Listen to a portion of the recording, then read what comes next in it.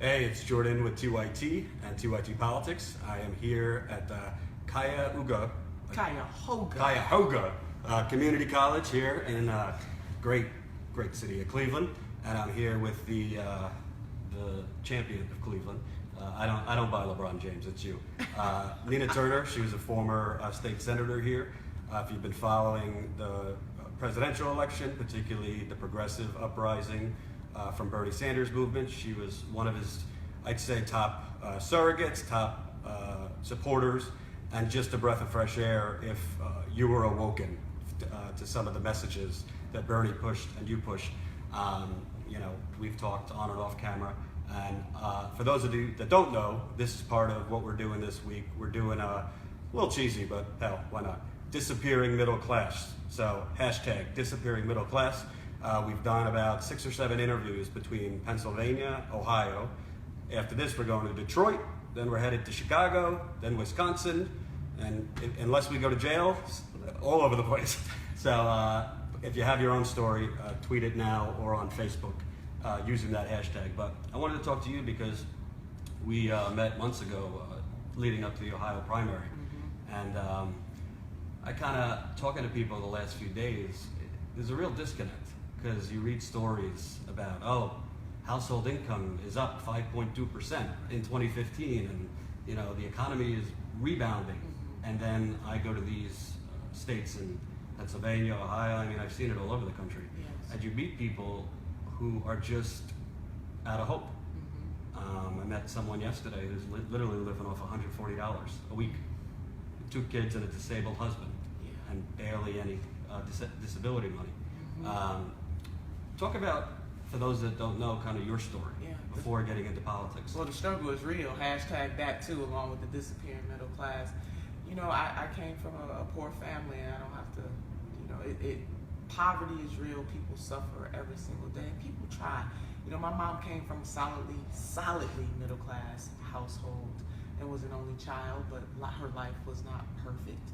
And my parents got married very young. They got married as teenagers, and it didn't work out. So I grew up the majority of my life in a single mother household. So I get it, when single mothers and single dads, and just poor families in general, are really working hard to try to make things happen. And my mother worked awfully hard. My mother, Jordan, died at the age of 42 years old with her dreams deferred, as Langston Hughes put it. And not only did she die at 42, she died on the system of welfare. She didn't have any life insurance for 7 kids. I'm the oldest of those 7, and she didn't have any money in the bank. So here I am at the age of 22, married. I have a son. My youngest sister is 12, so there's 7 of us. We're all babies. I'm 22, and my mother has nothing. And it wasn't because she didn't try. She was among the working poor, but life is not perfect for lots of folks. And my biggest concern about this election cycle, as with every election cycle, is that we have people running for office who all they really care about is their next office. They don't really understand that they're flesh and blood attached to these policy positions that people are crying out for. My mother never lived to see me graduate from college. I'm a first-generation college graduate. I graduated first from this institution that we're at right now, Cuyahoga Community College. People of color, students of color, primarily African American and Latino students who attend a community college, they increase their likelihood of going on to get that bachelor's degree. I bear witness to that as I try very hard to become a cycle breaker in all of my turmoil and strife. And my grandmother, that you hear me quote, and most of America here will hear me quote my grandmother, she died 4 months after my mom. So when I say life ain't been no crystal stair, again, another reference to Langston Hughes, that shit is real. It's real. And so I graduated from here, and then I matriculated to Cleveland State University, which is right up the street, and I earned my bachelor's and my master's degree. I started a PhD program, and then I got into politics. But then the most important, well, even before that I got into politics, but for me, the most important thing was when my son, who's a second-generation college graduate, graduated.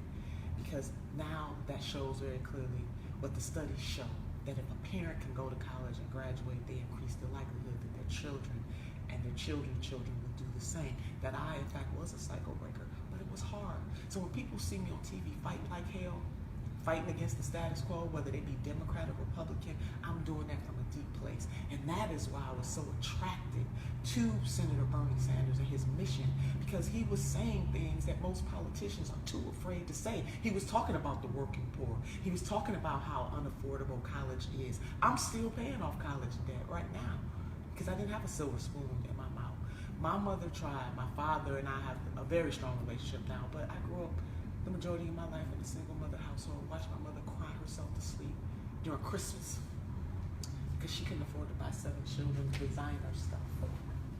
The shit is real. The struggle is real, and so I get it. So I try most often to put myself in the places of the people who are struggling in this country.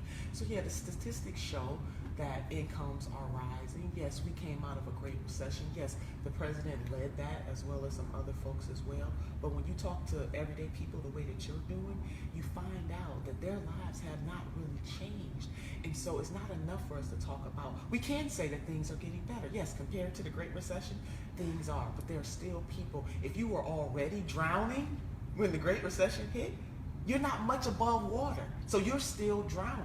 So what we found, though, in those numbers is that the majority of the people are working 2 or 3 jobs, or they're working longer hours. So their quality of life is not much better, even though we see an increase in income. And income and wealth, 2 different things. Most of the working class in this country, they don't have a whole lot of wealth. So we got to deal with those issues, Jordan, in a very real way. So I want people to know when they see me going ham, it is because of my life experience.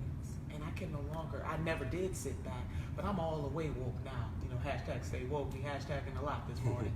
But my eyes are wide, wide, wide open. I just have very little time for politics as usual anymore. I just can't take it. How are we doing on audio? Not good on the Facebook Live. Okay. They can't hear?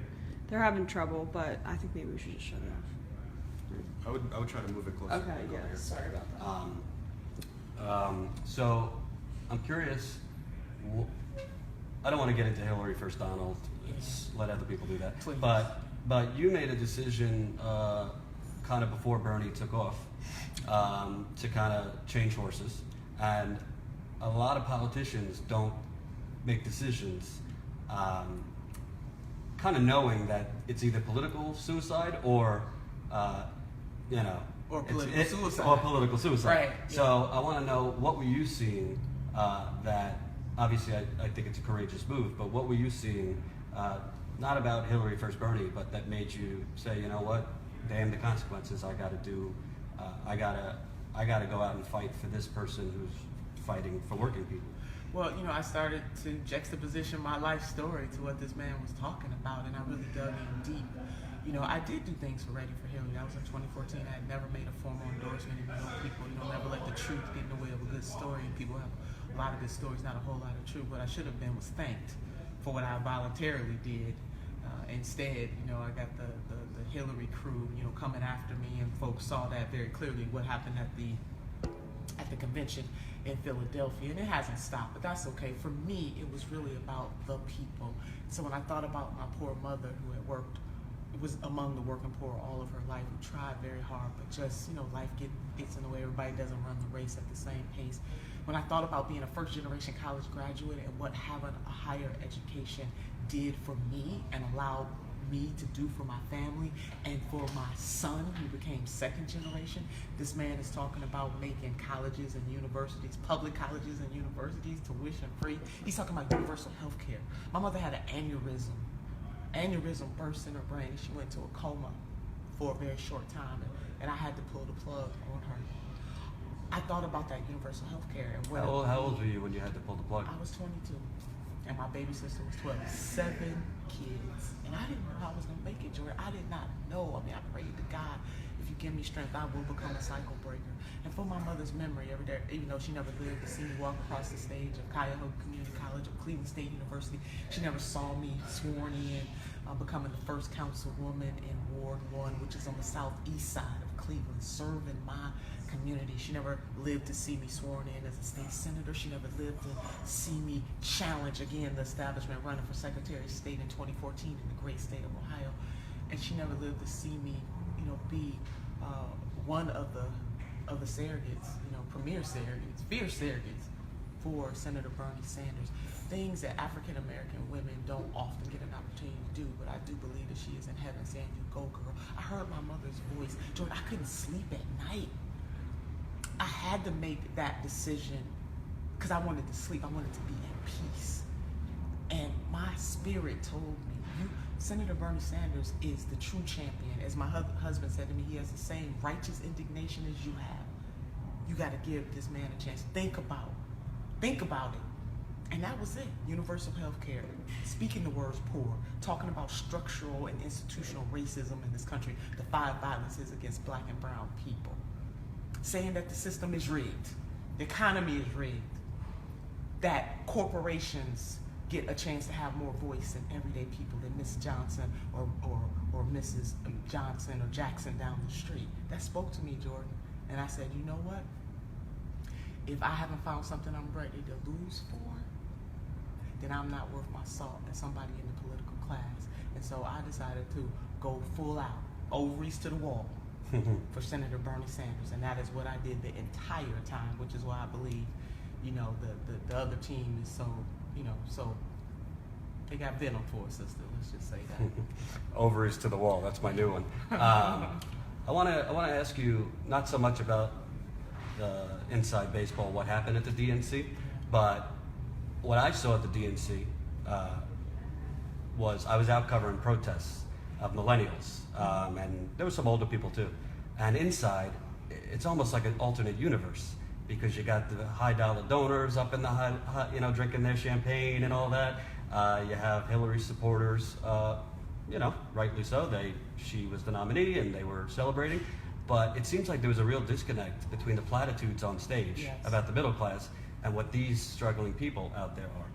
And when you kind of broaden it from the DNC to what I'm seeing all around the country, it seems like if you're in New York, DC, LA, if you're in media, if you're a politician, you kind of live in a bubble. That's right. And you cite statistics with low numbers. Right. And you cite, and because you're doing fairly well, media, journalists make some money, politicians do well.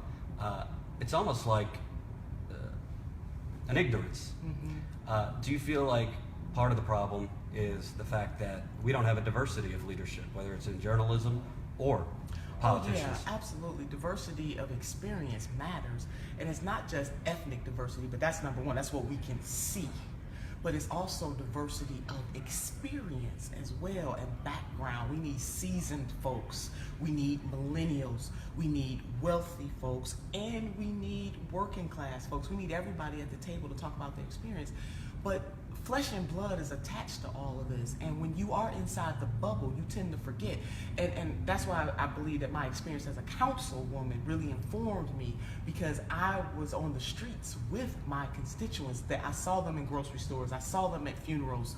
So there was no escape, as you will. You're right there up close and personal, so you know that every move you make, every decision you make has a consequence. You live in the same community that you represent. You hear, the things that matter to people every single day. A lot of these folks, their first time running and holding office was on the federal level or was on the state level. And I'm not, saying that that's bad.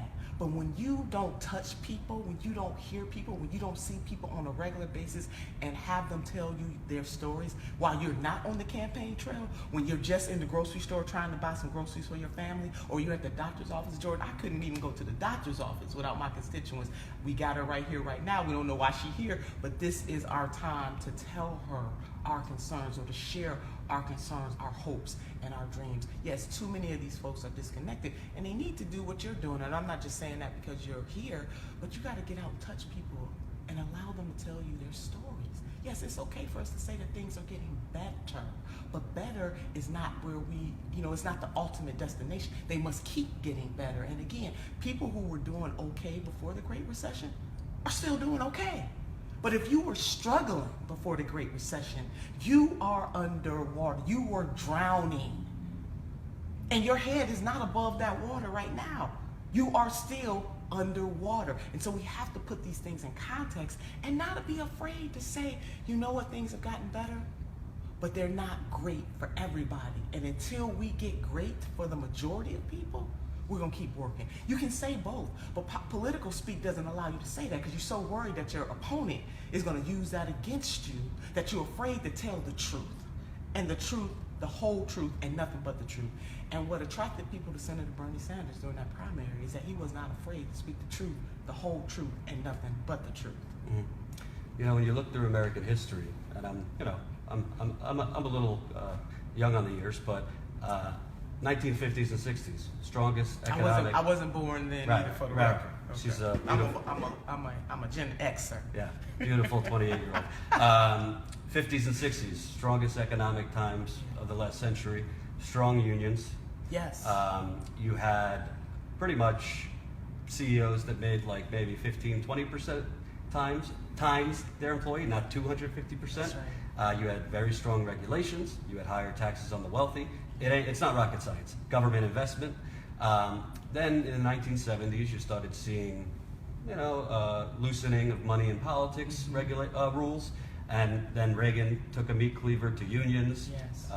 I could go on and on, but a lot of people think it's just the Republicans. A lot of neoliberal policies have hurt.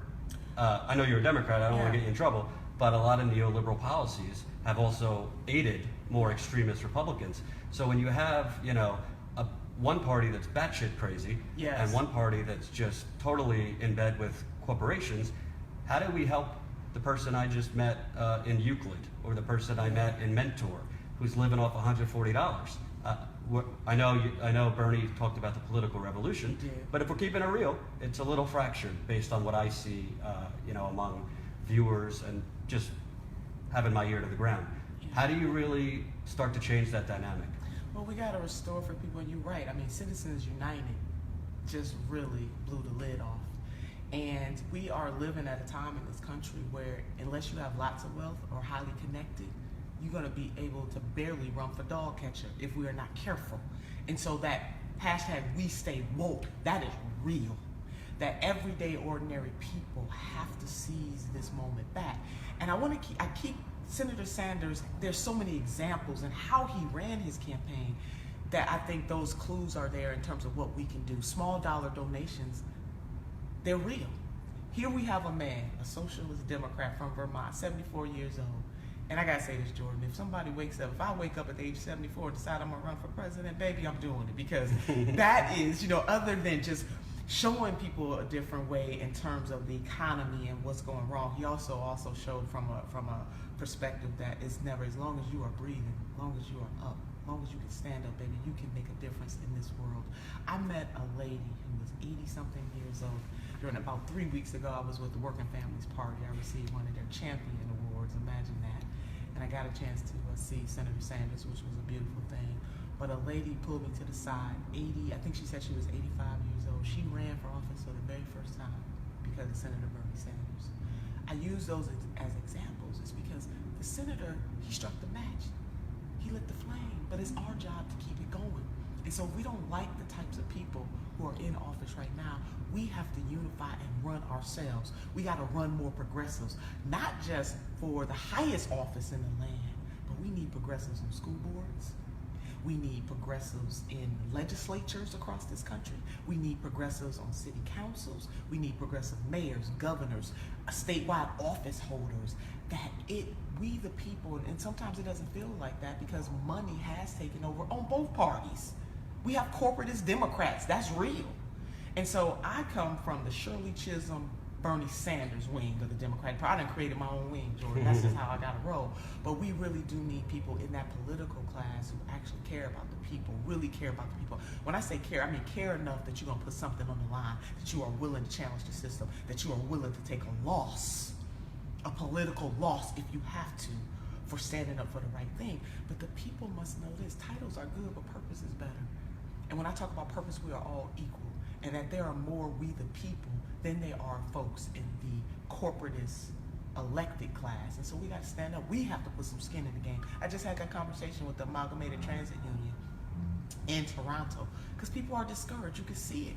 And I wasn't about to go there to sell them a bill of goods, but what I did say to them is this, is that there has to be consequences now.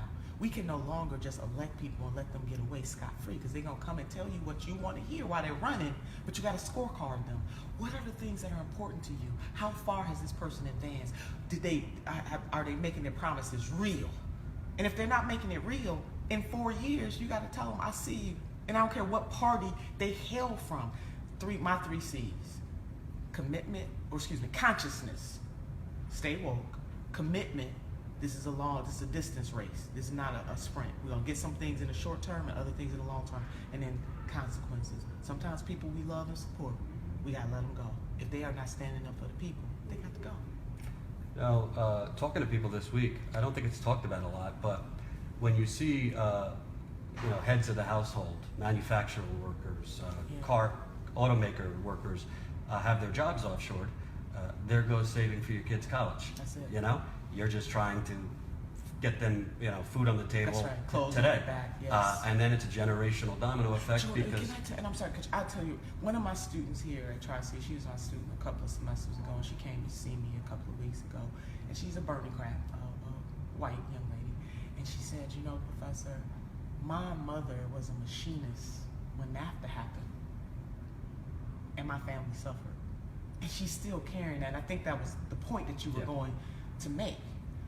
There are generational consequences to this stuff, that if you are inside the bubble and if your life is mighty fine, that you don't understand. This young lady was coming of age.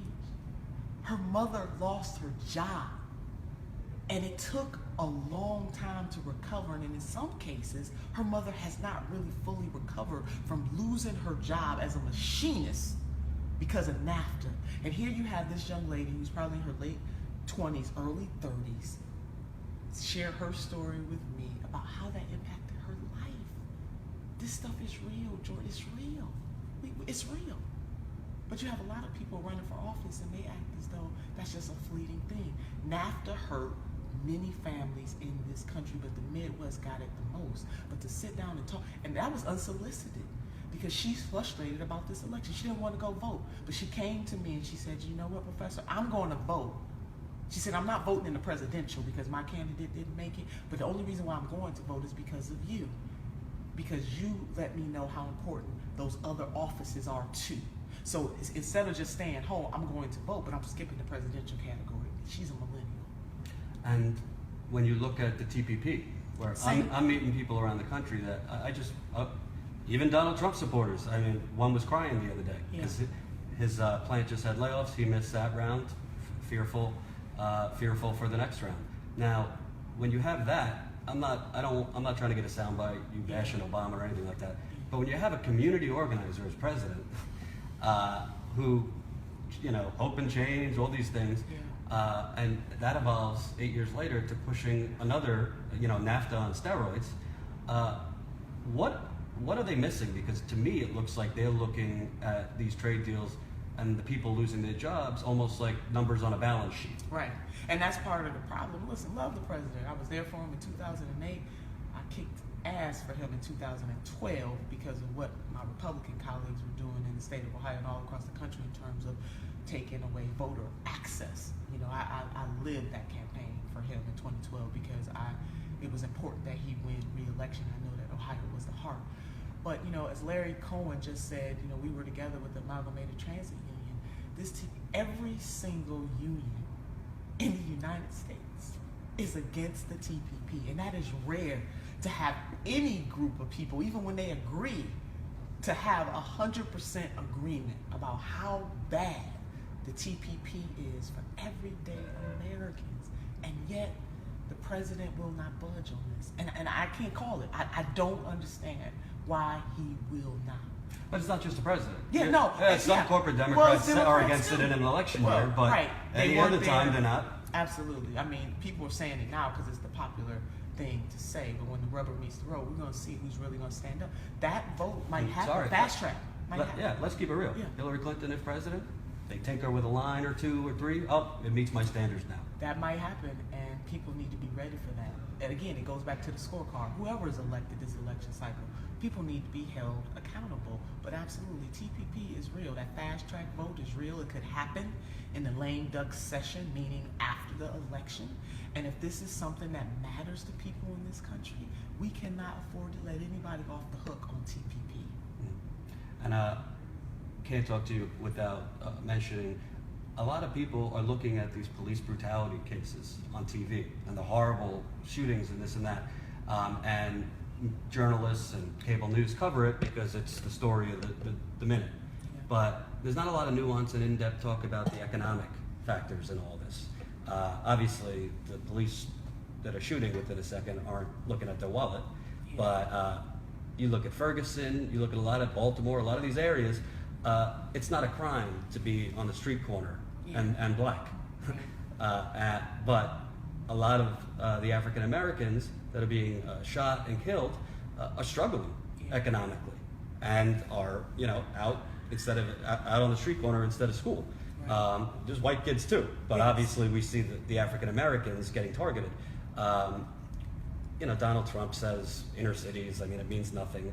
Hillary Clinton, we know her record. But for African American youth and the African American community in general, how does economic insecurity impact what we're seeing with the violence? Well, income and wealth inequality is at the pinnacle of all of this. And I want to just say that all black people are not poor. Because, we got a lot of white politicians on both sides. Mm-hmm.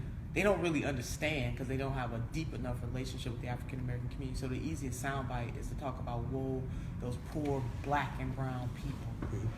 But disproportionately, we do struggle and suffer more than any other group, disproportionately. And we have to do another show to talk about institutional and structural racism, mm-hmm. how it's in the DNA of this country, how the country was founded. Just ask the Native Americans and ask African Americans who were shipped over here that chattel slavery was the worst slavery, known to man. It was slavery based on capitalism. But that's another lecture for another time. But and so when you have that kind of generational struggle, it does put the African American community at a historic disadvantage that we need policymakers not to give these little lofty sound bites, but to really dig in and want to deal with structural and institutional racism in a way that helps to cement progress generationally. And that kind of stuff is not sexy, it's not pretty, and it's going to take a long time. So yes, in areas where there's concentrated poverty, you do see crime rates go up. Let's look at Chicago, for God's sakes. One of the conservative most happy talking points. Jesus, Mary. And you know what? Just because they're saying it doesn't make it wrong. Correct. It is true that kind of carnage that's going on in Chicago would not be going on in a predominantly wealthy, affluent white community because people wouldn't stand for it. And so what I'm asking my sisters and brothers in this country to do, no matter what ethnicity they are, is that we should not stand for that in anybody's community. When Dr. King said it best, what affects one directly affects us all indirectly. So yes, income and wealth and poverty, lack of opportunity has a lot to do with it. One of the things that Senator Sanders was pushing in his platform was, and I think he introduced a bill, I forget who he partnered with, it could have been Congressman Ellison, but forgive me if I'm wrong on that, but to inject some federal dollars into youth employment programs. Because if you give young people something to do and the ability to work with side by side, to be in an environment with people from different experiences, you open their eyes. I can't tell you how many young people, because I mentor high school students all the time, who cannot see a life beyond their current existence. I mentored in a school where there were gifted children. So it wasn't academics for them, but they still have to leave that school and navigate the same communities that their C and D and F student, colleagues have to navigate. It really is about what is possible. And so you have to give all students that kind of exposure, whether they're urban or whether they're rural, because we don't talk a lot about the rural poor. As I said to the ATU the other day, poor is poor. So if you white and poor, you poor. If you're Latino and poor, you want somebody to care. If you're not Native American and poor, if you're Asian and poor, you want somebody who actually cares about poor people. But when we talk about disproportionate, where is the real urban agenda?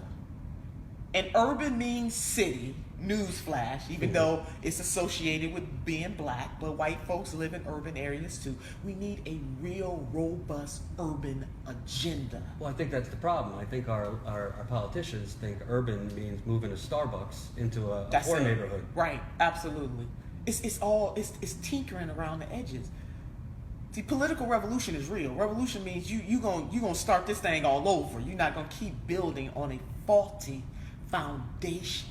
And that's what we need, the people We need to be, and as a leader of this progressive movement, I want the folks to know it may look daunting, but delayed does not mean denied. But this democracy only gets stronger, only gets better. The political class only answers when people make demands. Frederick Douglass said it better than I could ever say it. Power concedes nothing without a struggle. It never has and it never will, and nothing has changed about the 21st century. So we have to get in this. And so, yes, the middle class is disappearing. People are barely middle class. Most folks are 2 or 3 paychecks away from ruin. Maria Shriver does this report, and the last report that she did showed that almost 50% of the people in this country live in poverty, and another 50% are on the brink of poverty. So it's hard to be creative. It's hard to think about a future when you are always barely holding on. We got to get people from decent to good. People deserve good jobs. They deserve jobs that allow them to take care of their families. They deserve to be able to take a vacation. Working class people want to take a vacation every now and then too, Jordan. They should be able to buy a new car every 3 or 4 years. They should be able to afford to buy a new refrigerator or stove or whatever they need. They should be able to afford to buy a house. All of that is part of the American dream. And you know what? When folks have disposable income, because 70% of this economy is consumer-based, it helps everybody, even those people at the top. So this is not... I thought tax cuts are the only way. Don't even get me started on trickle down. But I tell you, The job creators. The job creators, the middle class, the diminishing middle class, we are the true job creators. And we make this distinction between middle class. Hell, all middle class people that I know are working class folks. So it's more working class folks who are in the middle class than there are of anybody else. And so we really are in this together. And we can't let people divide us. And I know some of the blue-collar white males in particular are feeling a certain type of way because the demographics are shifting. But I would argue that the 99 or the 90 or the 85%, whatever number we're throwing out there, we have more in common than not. And that's really what your tour. I know you went and talked to Representative Ramos, who talked to you about the idling, I don't even know if it's idling anymore, the steel mill that has been closed. Those are everyday blue-collar jobs. Americans in this country, the working class, feel like the social contract is not working for them. And guess what? They're right. Last question. I think the progressive movement needs a little hope right now. Yeah. You know what I mean? I think it's anecdotal, but when I read comments on YouTube, the tweets, there's a lot of there's a black and white outlook. Frankly, a lot of them think Senator Sanders sold out. I just. But he didn't. I'm sorry. I could. No, go ahead. He didn't. He is a sitting senator still. A lot of people who came into the movement, the political revolution, they're new, bright-eyed, and I want them to stay that way. But I want them to know this. I talk to the senator on a regular basis. Tell him to do an interview with me. Go ahead. He has not. Senator, interview with Jordan. Yeah. He has not sold out. But sometimes our leaders have to make, strategic moves. He is a sitting senator. He will still be there, and he still needs our support. And that's what our revolution is about. The organization that he started, of which I am a board member of. And anybody knows me, I'm not going to stand for it. We are supporting candidates and issues that are going to move this country forward. But it's not going to happen overnight. So I want people to remain hopeful. But we got to put some sweat equity behind that hope. And even if Senator Sanders had made it through the primary and became president, we would have had to hold him accountable too. But the difference between him and some of these other folks that are running, he asked to be held accountable. Some of these people don't ask to be held accountable. They don't want to be held accountable. So I don't want people to give up. Do not get weary in well-doing. I want to share something with your viewers that a minister that I adore, a pastor, Dr. Otis Moss Jr., who walked with Dr. King, very close to Dr. King, one of our elders in this community, said to me when I was getting very discouraged, he said, Senator, the struggle is forever. So we are forever in the struggle. And that's what I want your viewers and progressives to take. That there's never ending struggle. As soon as we jump one hurdle, there's another one. Or as soon as we pass the baton, somebody else is running and they're going to pass it to the next leg, and to the next leg, and to the next leg. And that is how we make progress. We didn't start in this country on the right footing. People got revisionist history. Everybody wasn't equal. Everybody didn't get an opportunity to vote. Only white, male land owning folks. Even poor white males couldn't vote. But then we progressed. And then black men got the right to vote. And then women got the right to vote. And then 18-year-olds and older got the right to vote. And then we got the civil rights. You know, all of these things matter. So it is about being not a perfect nation, but a nation of progress. And we can't allow anybody to take that progress away from us. And we even have to have the courage to challenge people who we support. And I think that's where we fall down, because you can't critique folks anymore. As soon as you critique somebody, all of a sudden you're against them. I'm for the elected folks who will stand up for the people who are willing to lose for something. But we, the people, the power is still there. I know it feels like it's not sometimes, but it is. So delayed does not mean denied. Which brings me to you. People call me a Bernie bro. I'm not a Bernie bro. I'm a Nina bro. I think you're a game changer. Thank you. You're not someone who talks in talking points. Which gets me in trouble. I know. Yeah. When am I getting a job offer to be your campaign manager for president or governor or mayor? Governor, You know, you're too valuable, I think, to the movement to just be doing speeches all the time. So, Yeah. are you thinking about your next step? And obviously, I don't expect an announcement, but what should people expect who really follow you and look for a lot of their hope from people like you? Well, I think about it every day, because I still believe that the political environment is one of the strongest ways to make that change, that we need people on the inside and then we need that forceful push on the outside. You know, I don't know yet, Jordan. I am mulling that over. I mean, 2018 is coming. You know, every single statewide office will be up again. Including Governor Casey. Including governor. Yeah, there's term limits in Ohio for those seats, and so it'll be a fresh slate. But until that time, I am going to continue to be out here kicking butt for. Wait. Let's move back. Oh, What you don't know yet? What I are don't know what yet. are the considerations? We'll see. I mean, you know, listen, governor is a consideration. You know, I will certainly consider that. I ran for Secretary of State the last time. That should be a consideration too, because unfettered access to the ballot box is the foundation of all the stuff that we're talking about, and you need a real champion out there who will talk about expanding and protecting that right to vote, and also educating people that voting to me is it's the end of the process, it's not the beginning, and we need to get people engaged. Nobody in this country should feel like their voices are not being heard, and that's what they're feeling on the left and on the right, Jordan. And when the political types start to understand that, we'll do a lot better in this country. So yeah, all of those things are in consideration. But until then, I want folks to know that I'm still out there. I'm on the Our Revolution board. I'm doing some things with Ben Cohen of Ben and Jerry. He has this amazing project called Stamp Money Out of Politics. So you can go to stampede.com or put in Google. Google is a verb. Stamp money out of politics. We have got to get that money out of politics. So everyday people like you and me will not be able to run, as I said, for dog catcher. And that troubles me immensely, that everyday people are going to be locked out of being able to run, and that only the privileged will be able to hold offices in this country. That's taking us back. So that, and then also working on income and wealth inequality issues. That is so vitally important to me because of the life that I live.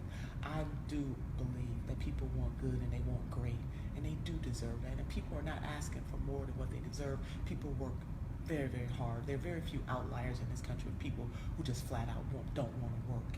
And so we have got to stand up for those people and create those pathways of opportunity. And government is the biggest thing in town that can do that.